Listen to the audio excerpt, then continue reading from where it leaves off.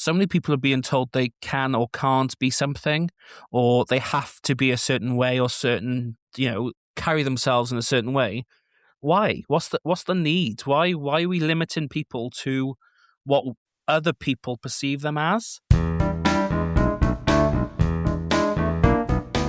Hey, I'm Rhys Payne, and you're entering A World Gone Good.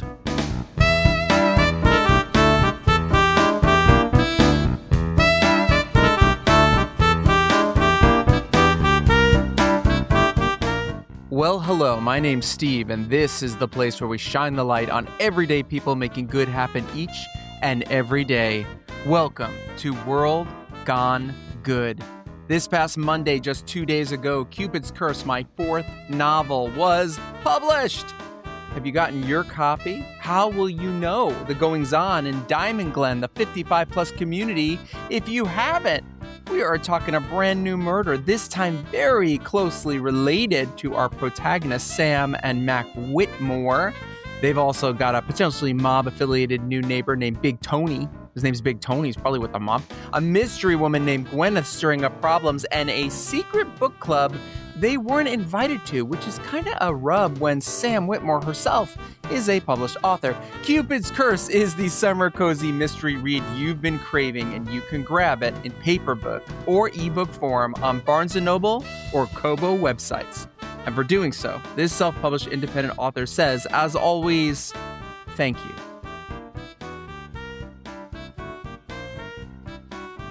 Today, we continue our Edinburgh journey with part 2. If you haven't listened to part 1, catch up now. All you got to do is put this one on hold and scroll back. I'm going to leave it in. One episode. In part 1, we spoke to 4 performers, 2 actors, 1 comedian, and 1 magician, all on the road to Edinburgh next month to perform at the Fringe. And today, we're jumping off the stage and heading into the audience to hear from a critic's side. But hold on. Our good guest prefers to be deemed a reviewer, not a critic. Rhys Payne is that reviewer, and in more ways than one, he sees himself as a supporter of theater and the arts in general.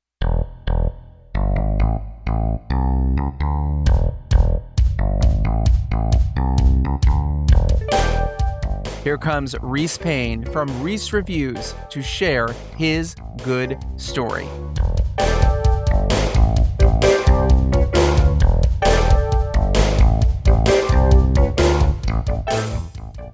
So today we have a very special guest with us because we've been talking about Edinburgh, however you want to say it, Fringe Festival. We've been talking about theater. And we now have a critic/reviewer with us today. And I want to start by asking you this question. Do you consider yourself, Rhys, a critical person? Not particularly. I'm actually quite against the title of critic. I think it holds these sort of like really negative connotations, and that's kind of not what I'm aiming to do through my blog and writing about shows. But in terms of like day-to-day life, I'm not particularly critical. Constructive, but not critical, no. You're not critical of yourself? Obviously, I'm reflective, and there's things that I want to do better, or things that I think, I should have done it this way, or shouldn't have approached a certain topic this way. So I'm reflective, but I wouldn't say critical. Good, healthy. You're healthy. I love this. Now, where are you from with this fabulous accent? I am from Cardiff in Wales. So that's quite a long journey from, I know where you're based, so it's quite a long journey from there, but yeah. Yeah, because I'm in London, and I'm new to London, not even a year yet. But I did get the other day, and I've gotten this a few times, we were out somewhere, and I asked somebody a question, this older woman, and she started to answer, and she said, before she fully gave the answer, she goes, "May I just say, I just simply adore your accent. I could listen to you talk all day." And I was like, "Lady, you're the one with the accent." We used to get that a lot in when we used to like visit for family holidays to America. We used to get loads of comments about the accent, where we're from, and obviously when we go to America, there isn't a lot of knowledge of sort of Wales and parts of the UK apart from maybe London. So we used to get lots of comments about what it's like living there, whether we lived in castles, whether we lived in the middle of fields, But yeah, we saw the same thing. Now, tell us about Wales. Do you live in a castle? Do you live in the middle of a field?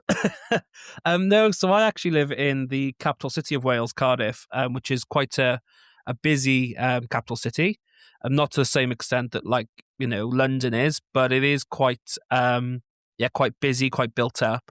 But there's so much to do. Like I love where I live because it's kind of it's a hub of everything. You've got all your theatre, you know, things to do, places to go, nightclubs, like whatever you need, it's within driving distance, which I find is fantastic.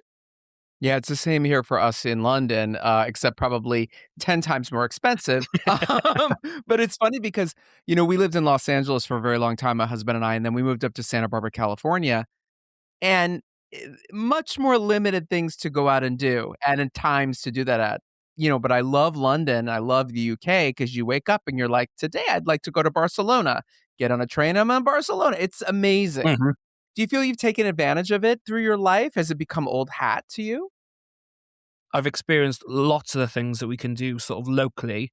In terms of sort of traveling around or getting about, obviously I'm back and forth to London most weekends, which is a short 3 hour bus, but I am up and down there a lot, but not sort of traveling wise. I don't think I've taken full advantage of the networks we have and the ways that we can travel to and from places so fairly quickly in the grand scheme of things. So talk to me about theater. You have a passion, so do I, for theater, all different levels. Where did it start? What was your I've asked this about our previous guests. What was your first theater that you remember going to see? Musical, show? Do you remember one as a child? Interestingly, I started with like wrestling, like WWE style wrestling. Love it. Me and my auntie used to go see like a local, I don't know what you call them, company. They'll put on shows, and she had a connection there through work. So we started with that, and then kind of just the sort of regular, well, I say regular, Christmas pantomimes. And if there was a big show come in, me and my auntie would go along to see it. And then that sort of sparked, I suppose, an interest. And then in school, obviously, I did school productions. And actually, interestingly, it's the end of my sort of high school, so age 16. Had to obviously make a decision whether that was something I was going to pursue or whether it was just going to be a hobby on the side. I didn't feel like I was sort of good enough to pursue it as a professional performer. I know the auditions are so intense and the training is wild to go into that sort of profession. So I wanted to stay in theatre but not perform.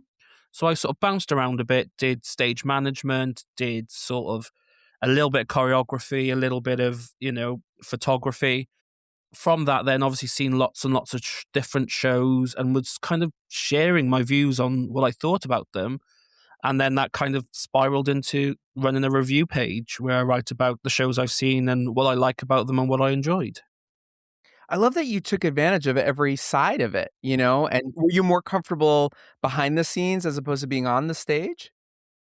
I'm quite a confident person, I suppose, day to day, but there is a whole nother level of confidence. It's standing in front of, a group of people, reciting lines you've learned, performing choreography you've spent weeks trying to perfect. I did feel really comfortable sort of the behind the scenes stuff and the sort of planning, logistics and putting how the show's going to work, making sure everything's ready for the performers. I think that's where I felt more comfortable. But there is still that part of me that wants to be on stage. So any opportunity I can, whether it's being invited by a local performer, especially drag performers, like to pick on me at shows because I usually know them or have reviewed some of their work in the past.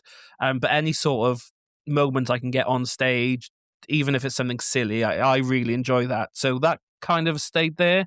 But yeah, much more into the sort of behind the scenes and writing and sort of putting together of shows is much more where I feel more comfortable. Okay, let's go back for a second here. How come there hasn't been a WrestleMania musical? Well, funnily enough, there has been a few wrestling themed musicals. Annie? Just kidding. Go ahead.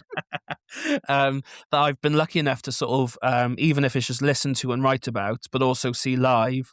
There seems to be quite a few of them popping up all over the place because I think it's kind of a weird crossover because obviously like this sort of WWE wrestling, yes, it's intense and physical, but it's also very theatrical, very over the top, Oh the yeah. costumes, the Characters. characters, Yeah, yeah. yeah.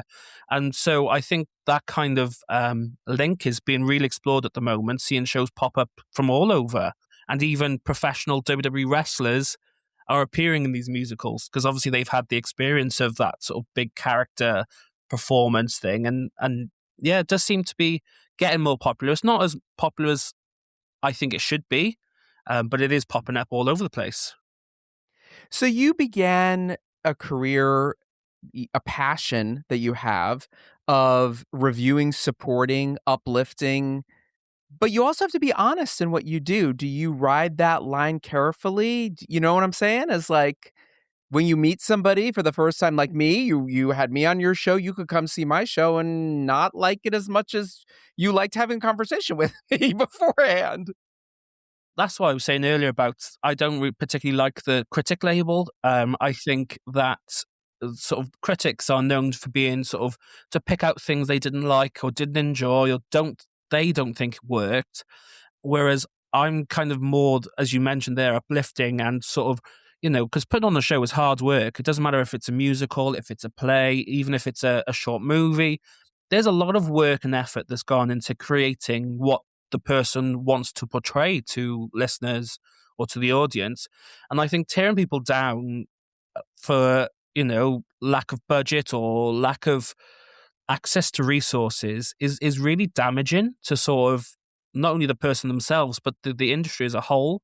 So I do lean on the much more positive and pick out things I like and enjoy and then promote that show to the people that would be interested in it. So rather than saying, I didn't like this, I kind of go much more, if you enjoy this sort of thing, this is the show for you. This is what you'll enjoy. But yeah, it is a very difficult line to sort of balance on because you are reviewing. That's kind of the fundamental of it all is you are saying what works and what doesn't. But I don't want to be too critical, both from a sort of business standpoint, because then you won't be invited back or you get a negative name of yourself. But then also that's not what theatre I think should be about. It should be and whatever form of performance, it's about celebrating, it's about uplifting and sort of empowering. It's so subjective, isn't it? Yeah, especially like if you see, like, you mentioned the Edinburgh Fringe there, people are doing that run for a month to 5 weeks. You're going to see a show on day one that is, full of excitement, full of that sort of enthusiasm that, right, everyone wants to see this. And then by day 10, 15, whatever it is, the performers are going to be low on energy. They're going to be struggling. They're going to be and I know performers have that talent of hiding it the best they can, but it is going to be different from the start of the run to the end of the run. And not only that, but the audience that have made up the crowd, they're going to affect the performance. They're going to change the way lines are interpreted or the reactions that performers are trying to elicit is going to be different based on who's there. So I think it is subjective in that, what you like is what you like, but also the makeup of the show is going to be different every single time it takes to the stage.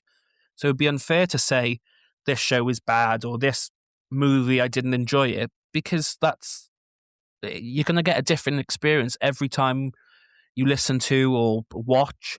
And in yourself as well, your opinions change daily, weekly, monthly. So if I revisit shows that I've seen before, I might have a whole different perspective on it. So that's why I don't like the tearing people down. There's going to be someone out there who's going to enjoy it or have a personal interest in it or enjoy the way XYZ has been done. Who are some of the people you try to model yourself after, or did you just want to be your own person when you went into this world of reviewing and also in some ways publicizing? I don't think there was particularly like one person or one organization that I kind of modeled myself after. You should have modeled yourself after Graham Norton. He's the Yeah. greatest person. I'm kidding. Go ahead. Do you know what? That's not the first time I've had that comparison either. Oh, that's good. Fucking love that guy.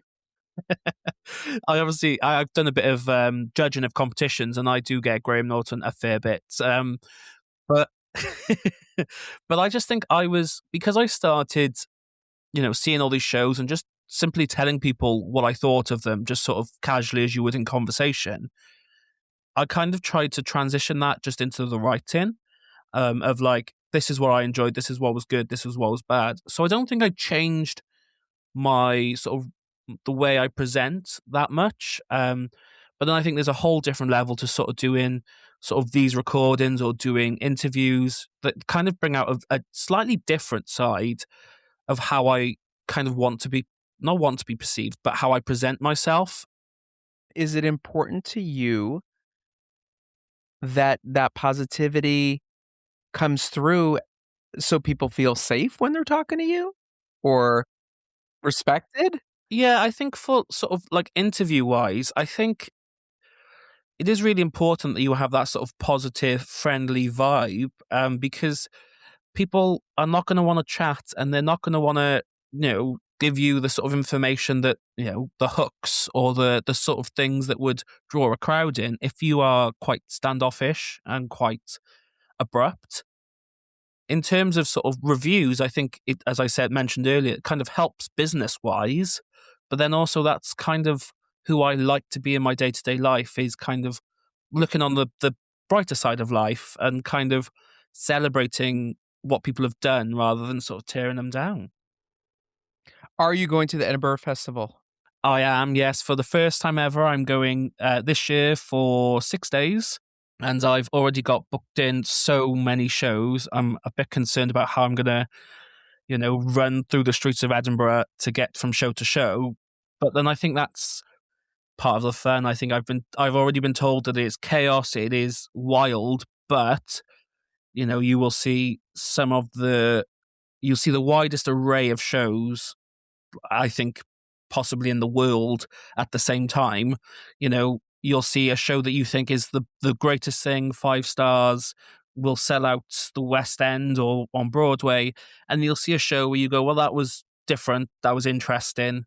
And I think that's part of the fun of it, of seeing so many different types and sort of levels of theatre. So this year, we have selected our theme. We have a theme every year, and the theme this year is Say Yes. Mm-hmm. So, my question to you, sir, what are you saying yes to in 2026? Oh, that's a really, really good question. I think I really like the theme of saying yes, because you never know what you're good at or what you're going to excel at until you've tried it. I would never have thought that I would be, writing. I looked earlier and I think it's 500 shows I've seen and written about on my website. None of those would have been, I wouldn't have come anywhere close to that number if I hadn't have thought, I'll have a go at this. I will try this. In terms of actual things that I'm saying yes to, is kind of, ooh, I it's the array of opportunities, the sort of, can you come see this show in London? Can you come to see this in Bristol? Or why don't you come down to wherever? And it's just saying yes is kind of, if you kind of limit yourself, you're not going to get the full extent of experiences. So just taking every opportunity and kind of going, well, I can try doing interviews, for example. I can try doing podcasts. I can try doing sort of what we're doing here today. And if I had closed myself off, I wouldn't have been able to experience them. No, I'm not saying I'm going to be great at everything I try, but I think that's part of the fun is, well, that didn't work, let's not do that again. Or this has worked really well, let's keep trying. So I think it's just saying yes to as many opportunities or things that come my way. I would love to do more sort of podcasty things or appearing on radio, and I won't know what I'll be like at them until I say yes. So it's just about taking all the opportunities that are kind of sent my way. And you have already said yes to coming to Slideshow on June 13th at 9 p.m. at the Etc. Theater. And this will air after that. So tell me, did you enjoy the show? Well, of course. But I think we were talking earlier about sort of saying yes and the experiences. But I think that's what your show does so well, is it's people telling stories. It's people talking about things that have happened to them. You know, this could have happened. These things could have happened, and they could have just gone, "Well, that was an interesting experience. Let's leave it there." But kind of giving opportunities to people to share these, yes, hilarious and comedic stories or heartfelt and emotional moments. But at the time, they probably didn't think that it would be worth sharing on the stage. It's just a moment in life. But then giving these people opportunities to share, to talk about, to deal with whatever they've gone through, it is fantastic. The best publicist I've ever had. Okay, no, I have to tell you, it's a connective device, right? And that's what I love about this. I love what we're doing right now. I love it when I get to do it on the stage. I love it when I, write one of my books and somebody writes me a note going, "Oh my God, I know you and I heard your voice," or "I don't know you, but I feel like I know you now." That's what I feel we need so much more of in the world, and especially right now. And I mean, do you have any thoughts on that?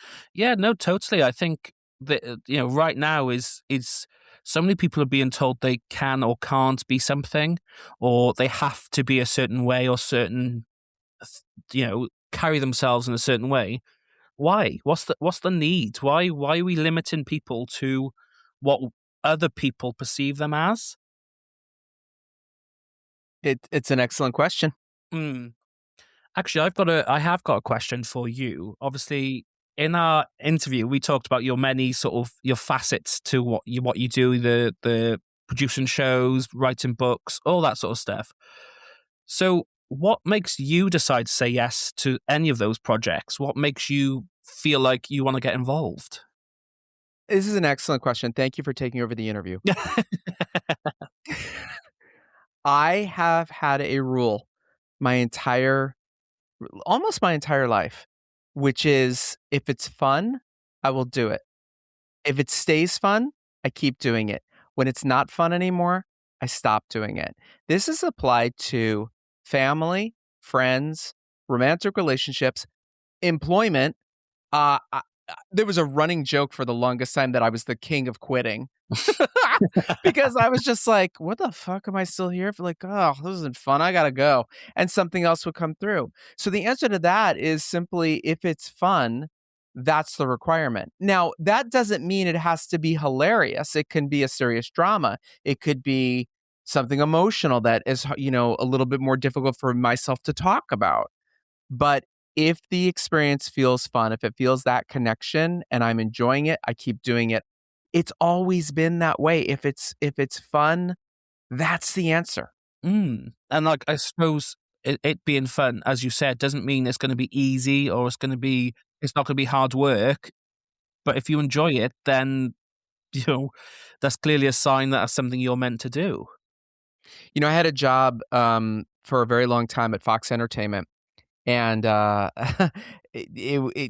Fox News, everybody, Fox Entertainment.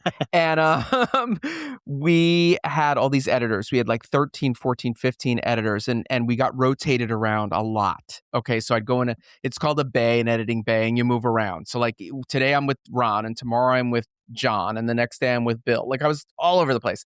So Christmas would come the first year, and I went and I got everybody a $20 gift times 15. Which didn't seem like enough for them, but I spent like $300. And then I was like, the next year I was like, wait a minute. If I'm going to spend money, I'm going to make this fun.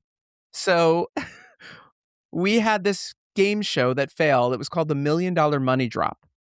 And I created for Christmas, for holidays, the $14 promo drop is what I called it. And I put up signs. I didn't ask anybody. I was a lunatic. I didn't ask HR or my boss. I just hung up signs all over our floor that said Friday, 5 p.m., gather in the main area for the $14 promo drop. And everybody just was like, what is this? Everyone gathered, including our vice presidents, like way above me, like, what is happening? And I came in, I had a cart. My friend Anna had this cart. So I pushed in all these presents, all wrapped. And it was like, aw. And I said, oh, welcome to the $14 promo drop. I've decided that if you want a gift from me, you'll have to earn it. And everybody started laughing. So I said, if you want to play the game, it's a game show, put your name in the bowl. So 40 people put their names in a bowl. I start pulling names. And as I say names, I remember very first person, Mark Pritchard, pull his name. Mark, grab a gift, pick a gift, gift. I get 14 people lined up. I said, don't worry, the rest of you are going to get a chance to play. It's easy. Very simple questions. And I walked up to Mark and said, Mark, you know this. You're going to get this. You get this right. You get to open that gift. It's yours. He goes, great. And I pointed to one of our coworkers and I said, that is lovely Michelle. And he said, Dad, yes, she is. And I said, all I need you to do is pronounce her last name. And Mark Pritchard just walked back over to the cart and put the gift down, and everybody applauded. We went 6 people deep. Everyone knows her last name. But like I did with you beforehand, no one knows how to say it. And so it's veterinarian. So this became a running gag. The next year, it was spell Michelle's last name. It got ridiculous, okay? And just so funny. Like, we had a guy named Milos Jovovich. I think I said that right. And I said, really simple. Milos, yep. Spell his first name. And people are like, M? Yeah. And I'm like, but it became fun. This stupid ass game, they've been playing this game since 2008. Wow. And I left the company years ago. And then I came back to the company. They were still playing the goddamn game. But it's because it's fun. But that's the thing. And that's the key is like, slideshow is fun. That's why I do it. Reviewing and going to theater is fun for you. Yeah. That's why you do it. Totally. And like, I've had, as I get busier and busier, I've had those moments where I'm like, oh, this is hard work. It's a lot of admin. It's a lot of organizing. But like you said, at the end of the day, it is fun. It's what I enjoy. And so I'm going to keep doing it. I'm going to book myself more and more places that I really shouldn't do at the same time. But I enjoy it. It's what kind of drives me to keep going is the fun part of it, what I enjoy. Tell everybody where they can find you and they can watch your show, read your reviews, and get to know you more. So we have a website where we do our reviews and we write about shows we've seen or events we've been to, which is www.rhysreviews.com. You can watch interviews, including our one with Steve, on YouTube at Rhys Reviews. And we're on all social platforms at Rhys Reviews. The final 2 questions are questions we ask every single guest. Don't worry, you know the answers. Don't worry, you don't have to spell Michelle's last name. Question number 1 is, who inspires you? Ooh, that's a really, really good question. I said earlier that I don't find there wasn't one particular person that kind of inspires me in professional world or the way that I do my reviews or interviews.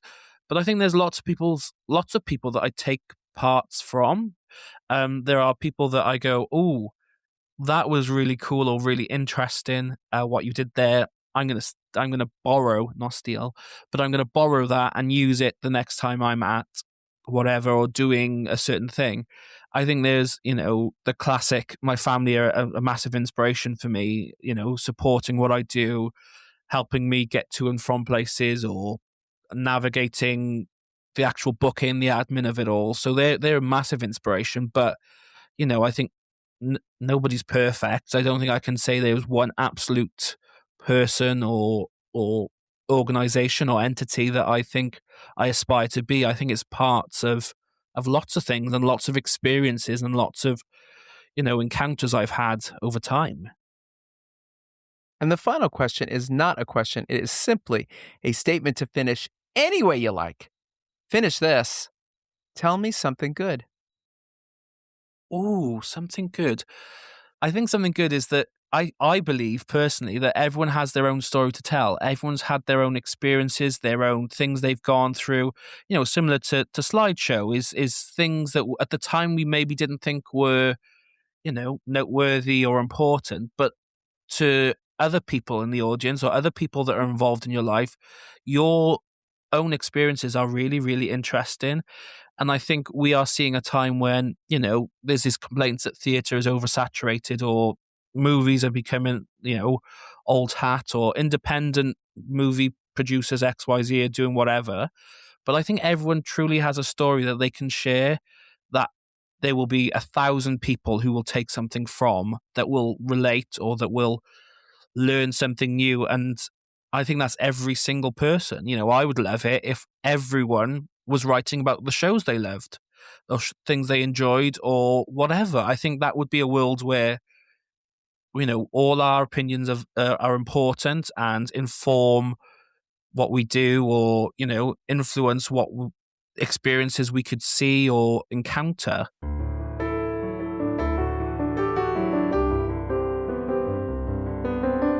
It's good that we are getting more and more perspectives from a wider array of people, from their own lifestyles, their own upbringings, and whatever else. I think it's good that we are getting more chances to kind of understand people.